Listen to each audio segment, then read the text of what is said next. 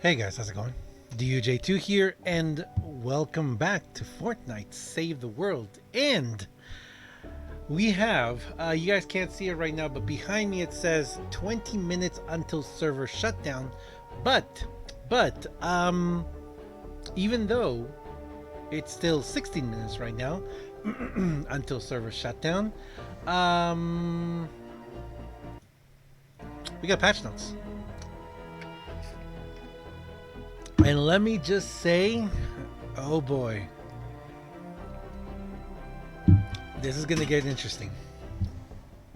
Just dropped everything. Okay, so let's do this, guys. Let's check it out. So version 6.10 patch notes. Buckle up, Quad Crasher for Battle Royale. That thing looks really cool. I would not be disappointed if we get vehicles apart from the what's it called? What do we have? What's that thing that we have? Like the glider or something that we have? No, it's not that. It's a sled? I don't know what it is, but I hope we get other vehicles someday soon. Fortnite competition in Battle Royale, of course. And here we go. Ooh, oh, there it is. Gravediggers save the world. Send husks straight to the grave with this returning rifle. Okay. So, it's true. The Gravedigger is back. The Gravedigger is coming back. I'm just dropping everything today. Let's take a closer look at the exact details of what and how it's coming back in a second. But there's something else. Rat King, save the world. Send a stream of slugs towards enemies with this new semi-automatic weapon. If there's slugs, I kind of feel like this is going to be a shotgun weapon. It's going to use shotgun shells, maybe. It looks really interesting. It actually looks really interesting. I'm actually kind of interested. It's semi-automatic too. We'll have to see what that entails. And beta storms in Save the World. Participate in beta storms. Ooh, as a way to test new content and experimental ideas. Oh, let us know what you think about this limited time mission alert. Oh, interesting. So beta storms are going to go into the future as other ways of experimenting stuff. I'm curious what this means. General weapons and fixes. Adams, fix small props accidentally blocking trap placement. I've had that problem. Also walls, and also in when you do deliver the bomb, the slightest little thing could mess up the bomb, the tracks. Performance. If your PS4 Pro is plugged into a 4K TV, the game now renders at 1440p instead of 1080p. Whoa. That's pretty cool. As soon as the game comes back, I'm going to have to go on my PS4 and check that out. Audio memory optimizations for Xbox and physics optimizations for cosmetics items. Of course, if you want to see the known issues, you got to go to the Trello board. Okay, let's keep going here. Battle Royale, of course, we're not going to go through that. I personally don't do Battle Royale. I know there's a lot of really great content creators out there who do Battle Royale though. But let's jump in straight into Save the World. And I apologize, my throat is, I'm feeling way better. By the way, thank you very much to everyone who has asked and everything. I am feeling a million times better. The problem now is that my voice is just barely hanging on. And yeah, it's a little bit of a drag, but we keep on keeping on. Okay, so Save the World, missions and systems power level restrictions. The minimum power rating on missions are now enforced depending on the privacy setting of your party. If your match is set to public, then the lowest power rating in the party, ignoring any party boost, will determine which missions are available and which are locked. Whoa. So it's going to ignore the party boost. Wow. In public. So in public, you're not going to be able to take anyone into a high level. Interesting. If your match is set to private or friends only, then the group leader's personal power rating is used instead. So, for example, in my case, I do this a lot when we play on stream. I have people on my friends list, you know, and people can win a spot on my friends list. And so now it depends on my personal power rating, which now my power rating is 92. So I think we're not going to have a problem into going into pretty much any mission, I think. But of course, I mean, if you're doing this in a private match, or if you're going into a private match taking someone to farm somewhere and just leaving them there, I guess you can do that now. Or you can still do that, I guess. But if you want to do missions, my main thing has been for a very long time that I kind of have a little bit of a rule in my streams that you have to be at least 10 or 15 levels from the mission. So let's say we're doing a mission in level 100, okay, 100 level mission, then you kind of have to be like a level 85 to be able to go in there, and subsequently you're like your level 70, 55, etc., just because we found that difference in levels, it really does make a big difference. And more importantly, you know what, I know there's some people who have some really great weapons, they have some really great stuff and heroes and everything, and you know what, there's also people who are incredible builders, and people who are coming from the battle royale scene, and you know, when they jump into a battle, they build super fast, drop a what's it called, drop a campfire, and just, you know, from, you know, very strategic location, you know, fire away and damage and throw rockets and everything at groups. And there's people who are incredible players and understand the limitations of their level. Now, unfortunately, if they are a much lower level, someone who's like level 40, 50, even 60, taking them into a level 92, 94, 100 mission, they're not going to be they're not going to be able to do that much damage to the enemies, and B, like one red eye hit and they're dead. You know, that's like a big one. That's like a really big one. If you're going to be more of a hindrance to the party and you're not really going to contribute and help out, then you know what, it's a good idea to work hard, you know, and level up so you can go into those missions, you know. Now the rewards are wonderful, of course the rewards are wonderful in those missions, but I kind of feel like it's not really that fair to the other party members if you're, you know, constantly doing that and you're not really contributing that much to the mission. But that's my personal opinion. This prevents low-level players from being brought up into public high-level missions. Again, the keyword there is public, where they cannot contribute fully to the group, while maintaining the ability for friends to privately play together in high-level areas if they choose. If they so choose. If they choose to do so. Whatever. All Plankerton missions now have a minimum personal power rating requirement. Really? Plankerton ones too? Interesting. All Storm Shield defense missions in Plankerton and above now have minimum personal power rating requirements as well. Ooh, recommended power ratings and minimum power ratings. Interesting. Rebalance the reward points granted by missions relative to the average length and difficulty of the mission type. Okay. Does that mean that my encampment missions are going to get nerfed a little bit? Ouch. This results in high-level end-of-mission treasure chests being harder to achieve in certain mission types, especially without bonus objectives. To offset this, we increase the amount of rewards given per point, effectively increasing mission rewards for the majority of mission types. Interesting.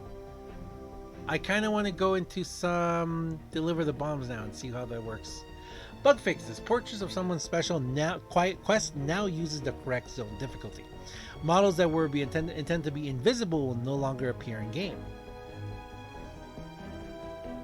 Say what?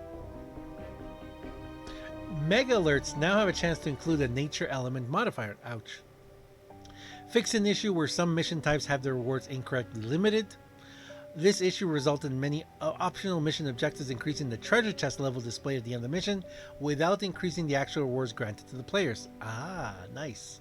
Performance. Whoa, wait. Are we going to get compensated for all the other ones we didn't do? Yeah, probably not. But yeah, if we didn't get the correct mission, the correct rewards, I kind of did feel that in a lot of missions I did. Selecting a defender for a defender pad no longer causes a hitch on the first attempt. Fix crash caused by projectiles while loading into a zone. Fix the crash on Xbox related to particle systems. Okay. Continuing. Heroes, bug fixes. Tail of the Dragon's Trail is now visible. Adjusted lefty and righty camera to be consistent with similar weapons. Hammer critical chance support squad bonuses now display correctly in weapon tooltips. Fixed an issue that caused players to get stuck when they hit a smasher or Riot Husky with Bull Rush. Thank you, that's a good one. Okay, here we go, weapons items. So if you guys notice here, we do not have any new heroes. We just have a couple of new weapons. Okay. Rat King Assault Rifle added to the weekly store. Semi-automatic select rifle that fires powerful rounds. Effective as a mid-range rifle with a slow fire rate. Ooh. Okay. Gravedigger Assault Rifle has returned and been added to the weekly store. So, you're going to be able to buy it with gold. A Spooky Assault Rifle that fires medium ammo gains damage and impact at the cost of accuracy and fire rate. Both of these are available Wednesday, October 17th at 8 p.m. So if you haven't gotten, if you haven't gotten gold or anything, you have, as of the time of making this video, you have 40 hours. You got 40 hours to go ahead and try and grind as much gold as possible. Okay. Added dupe prevention for Mythic Lead Survivors. Thank you. I kind of wish they would have done this before, because if you guys have seen my Mythic Survivors, I could have used this dupe protection a while back. I have several, and some of these are already in my collection book actually, which is the saddest part of it. When the llama rolls a Mythic Lead Survival, it will select one that is not already in your present in your inventory or your collection book. Okay. If you have all the Mythic Lead Survivors, then it will select one at random. I don't know who has that. Note, if a llama offers a choice between two mythic leads, it restricts the results to a specific type of lead, potentially resulting in duplicate if you already have all mythic leads to that selected type. Okay. Player jump pad no longer consumes space in the armory. Nice. Fix the following weapons have the correct craft time. Hacksaw, Lynx, Gravedigger, Ground Pounder, Whisper, Sound Spectre, Spectre, Quad Launcher. Let's Sled no longer stops attacking when the attack button is held. Oh. Fix the following weapon. So, were those weapons, did they have long or short? I don't know. You guys will have to let me know. I don't think I've built any of those in a long time. Okay. We've introduced a new mission alert, Beta Storms. Beta Storms are an avenue for testing all kinds of new content. This gives us a chance to see what you think of new content and experimental ideas. Beta Storms, a limited time mission alert. They'll only stick around for a week or two, and then they're gone. This week we introduced a Retrieve the Data Beta Storm, along with a quest line with escalating rewards for trying out the Beta Storm. Nice, that's good, that's nice to see. In this new version of the Retrieve Data, you're under pressure as the storm closes in on the balloon's landing spot. The storm will cause damage to you and force the combat to a smaller area when defending the data. The mission is 20 minutes long, and the only way to get the maximum reward is to shoot down the balloon as soon as allowed. So, you gotta shoot it down at 8 minutes. When there's 8 minutes left, I mean. The beta storm ends when the version 6.2 update arrives, so try it out while it's available. I guess they're kind of telling us that this is going to last 2 weeks, because I don't think that version 6.2 is going to come out next week. I'm pretty sure we're going to get version 6.11 next week, or maybe, who knows, maybe it'll just be 1 week. Bug fixes. Player character models no longer remain in game after leaving mission while in the down state. Nice. Players no longer lose the ability to use heavy melee and other abilities after respawning. Fixed leap attack on the Walloper, now focusing on the Riot Husky. Riot Huskies now trigger traps. Oh, they weren't triggering traps? Oh, wow. Ammo resource collection audio cues no longer play when collecting fragment shards or using certain abilities. Fixed tactical and support hero squad perks incorrectly applied to defenders. UI bug fixes. There are no longer missing gamepad button prompts for some controller configurations in the tutorial announcement of the first Storm Shield defense. Collection book context menu no longer closes prematurely on consoles. Thank you. Unopened card pack counter now shows the correct amount of packed counts in the UI. Actually, the collection book context menu that was closing in PC as well. Added storm sounds for player is transitioning in and out of the storm and taking damage. Okay. Added countdown music for fight the storm missions. Oh, because now we're gonna have storm damage, aren't we? Updated sounds for shock tower impacts and shockwave ability trigger. Bug fixes. Fixed bug with music changing when receiving rewards in the menu. Fixed audio issue with Teddy's VO double triggering. Fixed bug with teleport sounds not playing when leaving mission. And fixed music with high threat music not ending when enemies are destroyed. Okay. So there we go. The big three things, I guess, is... I mean, for me personally, the biggest thing here is that not only are we going to get beta storms, but we're also going to be getting a quest line. So the game just went down. We're also going to be getting a quest line, which is pretty cool. So a quest line for these new beta storms. I wonder what the rewards are going to be. Hopefully the rewards are going to be gold related. And of course the two weapons, one returning, one new. We've got ourselves the Gravedigger returning and the new Rat King. So, thank you very much, guys. Don't forget that this is all going to go into effect. Let's see, the beta storms are going to go into effect right now. Okay, so maybe the beta storms will be going into effect as soon as we get back into the game. As soon as the game is updated, it could be the beta storms are live. If they're not, then it's going to be again Wednesday afternoon. I kind of wish they would explain that or clarify that, but regardless, the Gravedigger and Rat King will not be available until Wednesday afternoon. We saw it's about 40 hours from now. So, good luck, guys. Good luck getting out there. Good luck grinding away. Hopefully, we will have the... I hope that we will have the beta storms available right away so we can try them out. But if we don't, then we still have a little bit of time to grind some gold until... Well... Actually, it would be better if they were available, so that way we could grind that gold, huh? Anyway, thanks a lot for watching, guys. As always, I am DUJ2. Hope you guys enjoyed this video. If you guys enjoy what I do on my channel, if you guys enjoy the content that I make, please, please, please, please do me a huge favor and have yourself a wonderful day. Thanks a lot for watching, guys. Welcome to version 6.10, and I'll see you guys in the next one. See ya.